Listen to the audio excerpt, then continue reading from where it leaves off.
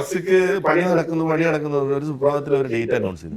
അപ്പൊ ഞാൻ പെട്ടെന്ന് ഇവരെ വിളിച്ചു, നിങ്ങൾ പണി കഴിഞ്ഞിട്ടാന്ന് ഇറക്കും, ആ ഡേറ്റ് തന്നെ വേണമെന്നാണ് നമ്മുടെ തീരുമാനം. അപ്പൊ പണി കഴിഞ്ഞിട്ടില്ല എന്ന് പറഞ്ഞിട്ട് അവൻ വേറെ ഒന്നും കൊണ്ടല്ല, ഇത് തിയേറ്റേഴ്സ് സ്പ്ലിറ്റ് ആവും. റിലീസ് ഡേറ്റ് ഓബിയസ്ലി എല്ലാവർക്കും തിയേറ്റർ വേണമല്ലോ, അപ്പം കൗണ്ട് കുറയും. നമുക്ക് നമ്മുടെ പ്രോഡക്റ്റിൽ കോൺഫിഡൻസ് ഇല്ലാത്തതുകൊണ്ടല്ല, പിന്നെ ഒരു മലയാള സിനിമയേ ഉള്ളൂ, മലയാളിയുടെ ആദ്യത്തെ ഓപ്ഷനായിട്ട് മലയാള സിനിമയിൽ തന്നെ എടുക്കും. ആടും ഒരു ഫ്രാഞ്ചൈസിയാണ്, ഫാൻ ഫോളോയിങ്. അപ്പൊ ആ കോൺഫിഡൻസ് എല്ലാം ഉണ്ട്.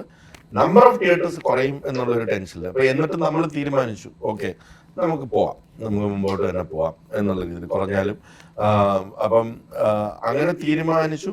പിന്നെ ടോക്സിക് മാറി എന്ന് പറയുന്നത് ആ സമയത്ത് നമുക്ക് സന്തോഷിക്കാനുള്ളൊരു അവസരം ഇല്ല ശരിക്കും.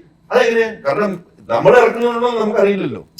ആ ടോക്സിക് മാറാനുള്ള കാരണം എന്താണ്? മിഡിൽ ഈസ്റ്റിലെ യുദ്ധങ്ങളാണ്.